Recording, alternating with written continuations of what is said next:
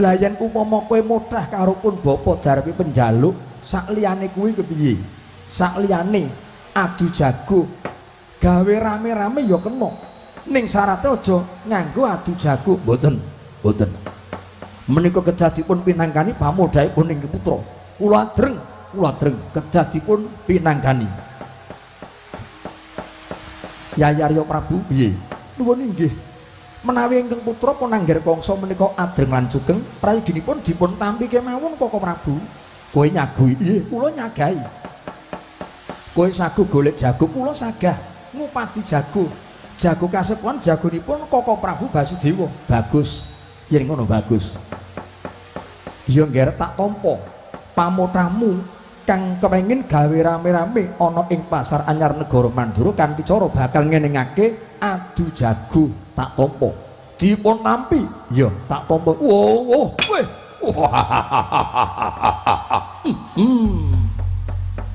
dene tungkap ingkang wigatos kejawi menika Rama kula menika nampi wasitaning Bathara Luhung Kadipaten Sengkapura. Buminipun badhe subur,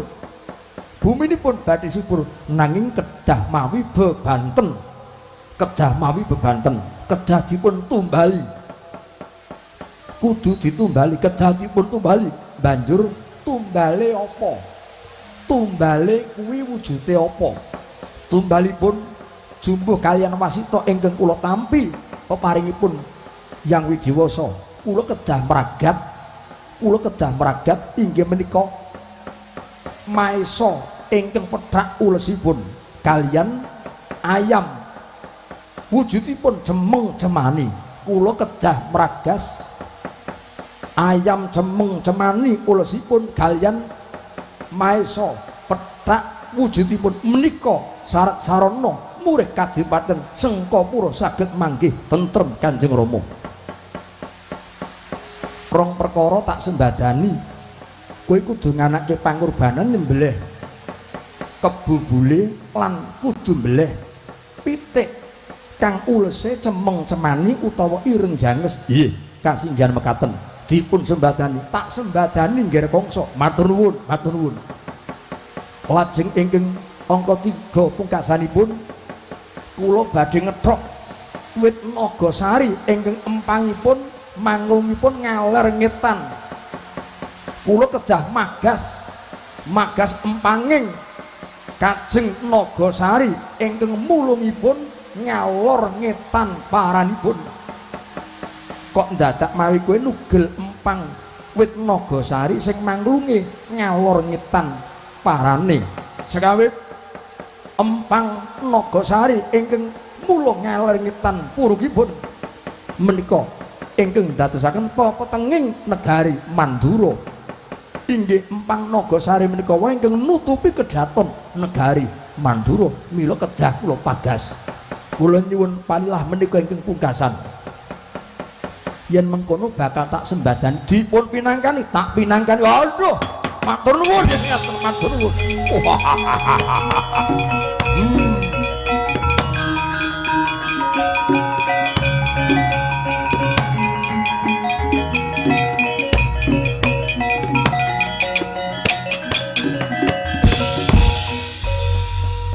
Panyuwunmu kowe kepengin ngenengake tontonan adu jago sing angka 2 Kadipaten Sengkapura kudu ditumbali kanthi cara kowe meragat kebubule lan pitik cemani. Nggih, mekaten. Mulunge kasan mekaten.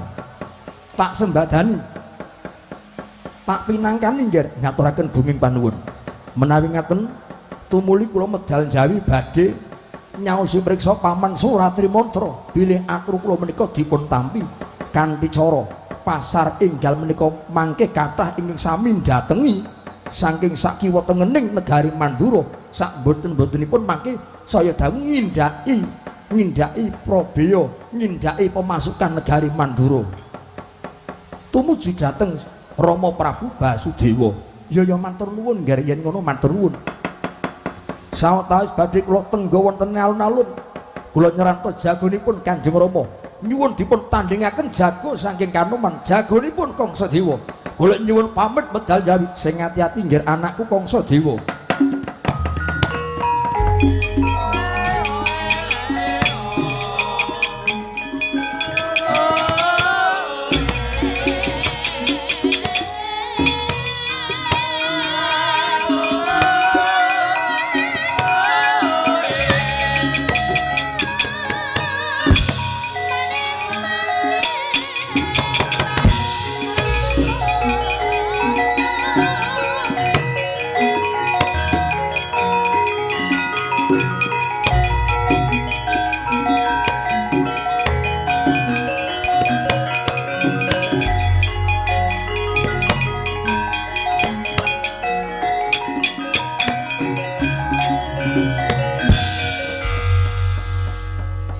Arya Prabu kowe kok nglumpruk, kowe kok nangis, kowe kenang apa Yayi?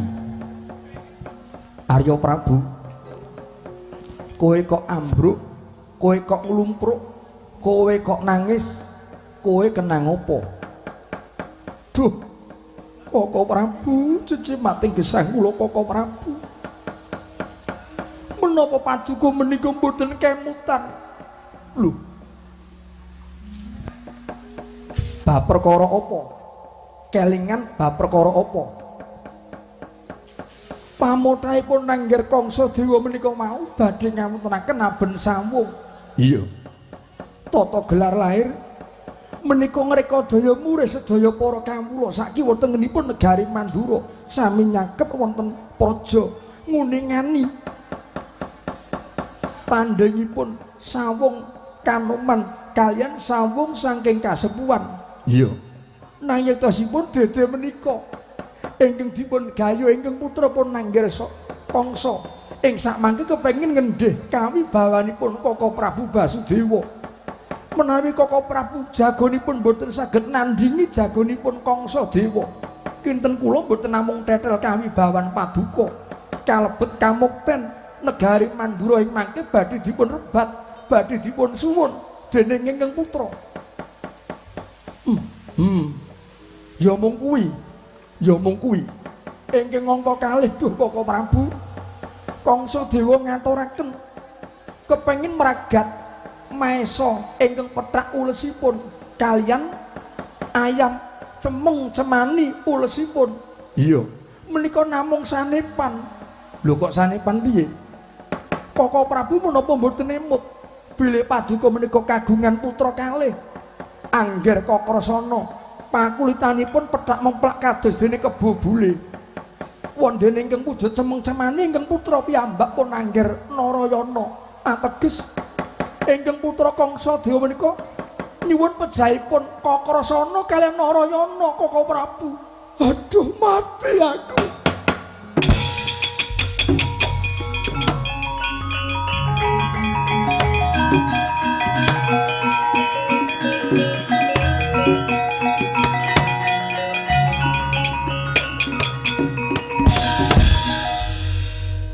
Wong bagus yo pijer muwun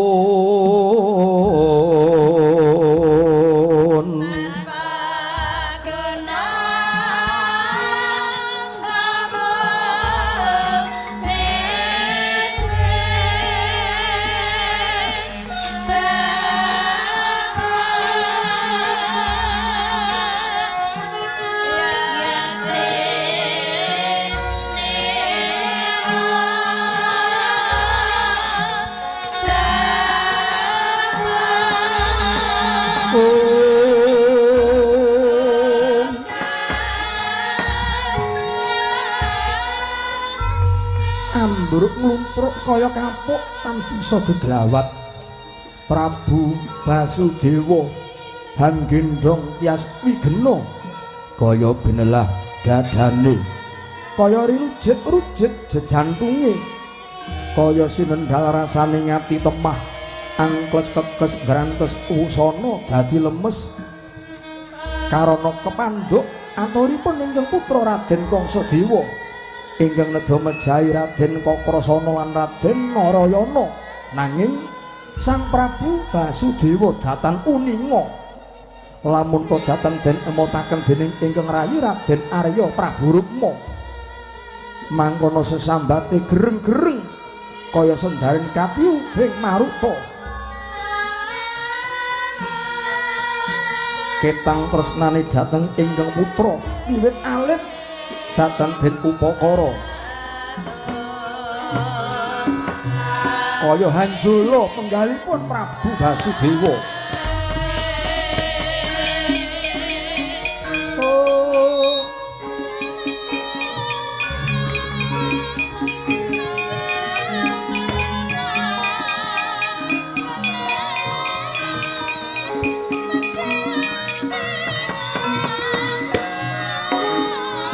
Oh, adikku Yayi, Yayi Arya Prabu Rukma. Tujune lha yen upama ora matur yen ora munjuk apa kelakon aku tegel ngulungke patine anakku lanang Kakrasana lan Narayana. Oh Gusti, Gusti. Pungkasanipun Koko Prabu Kangsadewa menika badhe magas panging wit Nagasari ingkang mangklung ngaler ngetan paranipun. Kuwi ya sanepan, menika ugi sanepan. Lho kok sanepan piye? Wit Nagasari menika namung sanepan empangipun mulung ngalor ngetan. Mongko ngalor ngetan menika dunungipun kadembangan Widara Kandhang. Kangsadewa sampun uninga bilih ingkang putra menika dipun titipaken wonten kadembangan Widara Kandhang. Mboten namung badhe mejahi Kakrasana kaliyan Narayana, malah kepara badhe mrawasa yoga kula pun Bratajaya. Edyan iblis laknat yen ngono anakku lanang Kangsadewa. Yayi, kula wonten dawuh lungguh. Lungguh sing kanthi prasaja pun kakeng bakal paring dawuh kelawan jeneng sira Yayi.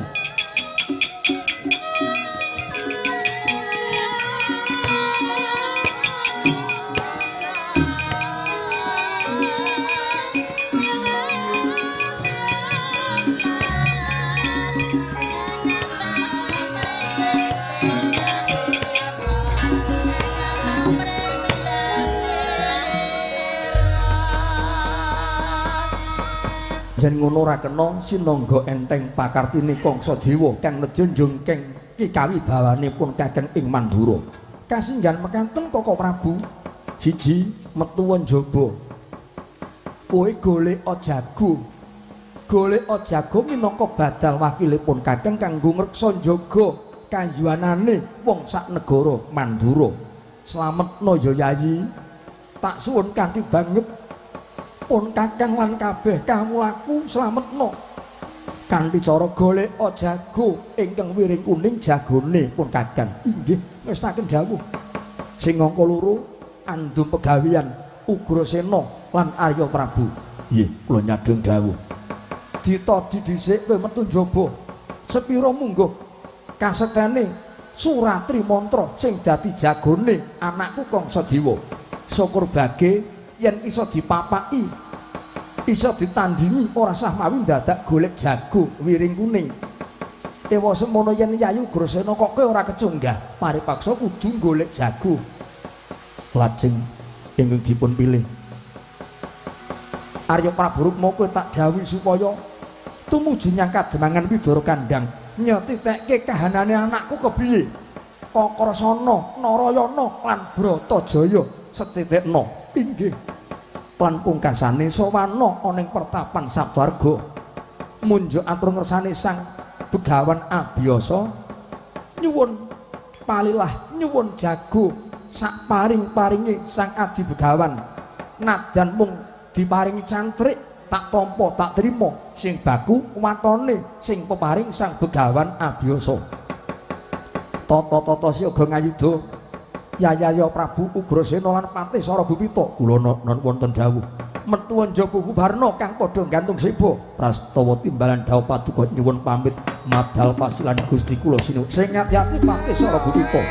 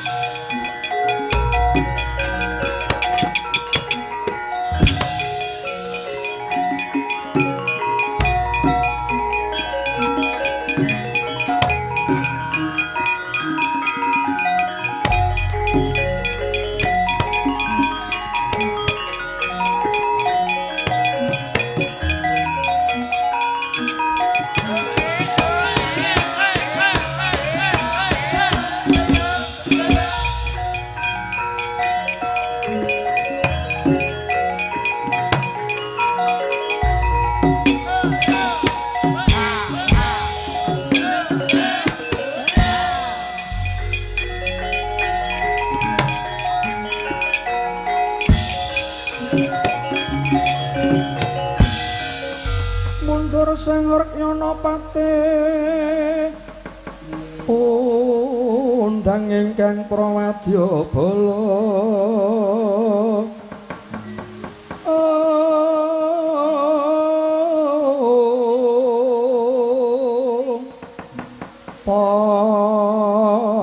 soro tambur miyang suling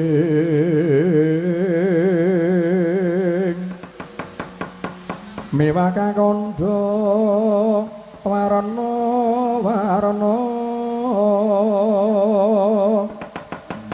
pindha jaladri asur kawuryan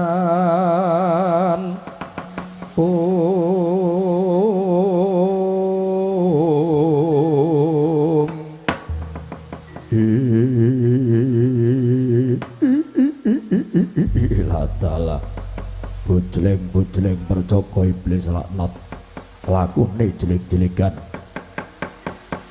nggih angger kangsa dewa pun bapa kula nderek mitrang kados pundi wartosipun Paman Patih Suratri Mantra kula non wonten dawuh angger kangsa dewa sampun saged kasembadan kula sak pejagung kalian Rama Prabu Basudewa kangsa dewa wit alit kula dipun sebrataken dipun kiwakaken gesang kula namung kalian Kanjeng Ibu Dewi Maerah pangras kula Kanjeng Rama menika pancen banjin ban siladan nggenipun ngrengkuh dhateng putra menika sedepa lan sekilan menika mboten adil kula suwun ingkang sabar Gus sabar sareh dimen pikoleh kula aturi emut kula aturi sareh nggih Gus nuwun sewu kodrating Gusti niku pancen kudune ngeten niku sampeyan niku disebratke teng alas kali ibu sampeyan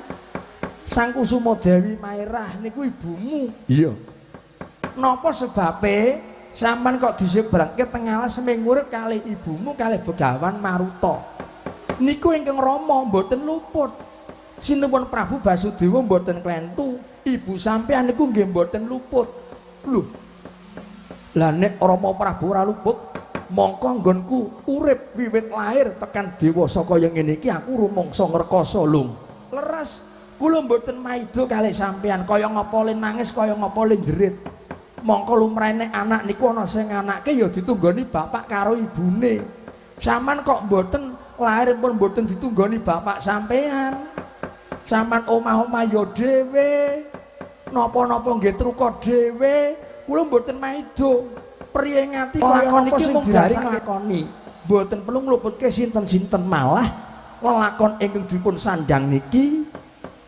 supados mecah nalaripun supados mandireng pribadi tegese niku ampun jagake kalih wong liya mulyane anak niku mboten niku mudu bareng kalih Rama karo ibu nadyan sampeyan niku ado kalih bapak ming gesangipun kalih ibumu ning merga sampeyan niku temen satemah tinemu niki dadi nalendra ing Sengkapura pun disyukuri mawon disyukuri ampun ngilang-ilang rezekine Gusti Allah Subhanahu wa taala ya ora gok iya gamelan wayang nika duweke sinten duwek sampeyan dudu warisan dudu nika mobil mewah kelenggan sing dilenggahi niku nggene sinten sampean sing truka disyukuri mboten perlu ngluputke sinten-sinten jai sing Gusti tulisane kudu kaya ngeten niku ning nek upama niki lho upama piye upami kok sampean niku bareng kalih sinuwun sapa Gok sinuwun Basudewa arep sinuwun Dasamuka wae aku nek nganti sampean kok bareng kalih sinuwun Prabu Basudewa uripe durung karuan mulya merga napa-napa kesanding kecukupan mung kari ngarani sambat sebut niku mula bersyukur tumrap anak-anak ya sing ngado karo wong tuwa kok anak uripe mung karo ibune iya ora tau bareng karo bapakne wajib disyukuri contone kaya rombonganku jenenge Umar kali urip kae wis ado karo biyangane ado karo bapakne lah ibune mongko ibune sinden bapakane dalang ning disebratke padha lakone kaya Ndara Kangsa Dewa Gok ibune sinden sapa Sinden Kusnul. Lahir meteng biyen to, ora diakoni terus diguwak tiba ning Bantul. Saiki wis gedhe dadi wiyaga. Mono lakon wiyaga takon bapa ya kuwi lakone Umar. Ibune Sinden bapakne Dalang. Dalang sapa? Ora wani ngomong iki distreming kok malah aku dituntut siapa. Sing baku bapake kuwi Dalang kok malah dadi gegen ora streming tak omongke. Iya. Disyukuri mawon, disyukuri. Mboten perlu kuwatos, mboten perlu kuwatos. Paman Suratimontro, inggih kula wonten dawuh. Semunipun sampun dipun tampi nggih kula kepengin nyawuntenaken inggih menika abon-abon sawung. Adu jago nanging jagonipun jalma manungsa. Tata gelar lahir panjleres negari Mandura menika wonten peken enggal. Kanthi cara kangsa kula damel rame-rame supados saged mikat sedaya para kawula sakiwatengenipun kraton Mandura sami ngempal. Ngiras pantes kula badhe pados sisik melik. Semanten kathahipun ingkang sami ningali mangke kula badhe haniti priksa lare ingkang kulitipun pethak kalian cemeng kados menapa. Yen ngantos kula uninga wonten menungsa ingkang kulisipun pethak kalian cemeng badhe kula pejahi. Awit menika keliliping kangsa dewa. Lah niki sing mboten cocok niki kula. Piye lho? Nek upama niate mengajeng apik, ngumpulke wong akeh. Njuk mangke nuwun sewu kathah para dharma wisata sing sami rawuh teng mriki kula cocok nambahi pemasukan. Sak mboten-mbotene kula karo Togok iso jaga parkir teng jaba. Mobil 10.000, pit motor 2.000 ping. Niku kula mathuk ning nek tekan data niki nuwun sewu. Mengajeng gawe kapituraning wong liya ngencim wong sing kulite putih kebubule kalih cemeng-cemani kula mboten mathuk, kula mboten sarujuk. Lho nek ngono kowe mbelani karo Kakrasana, kowe mbelani karo Narayana. Kula mboten mbelani sinten-sinten. Sing kula belani iku sing perintah kula. Sing bayar kula sing kula belani. Rak ngono, Gok. Ya nek aku ya ora. Lho kok ora piye? Najan perintah ning nek amplope sithik ya ora tak belani. Sing tak belani ku ya sing amplope kandel. Nyagu kene nek kono yo mbutuhke mongko amplope luwih gedhe kene tak batalke. Oh, kowe jenenge cangkem bosok nang ngono kuwi. Ora kena ditut menungsa. Paman Pati Suratimontro wonten dawuh. Sampun kula aturi tata-tata siaga ngayuda. Semunipun Kanjeng Rama badhe ngupati jago wiring kuning jago saking negari Mandura. Pramila sampun ngantos jiring getih yen sampean kula du kalih jagone Rama Prabu Basudewa. Nggih, ngestaken dawuh menawi ngaten nggih.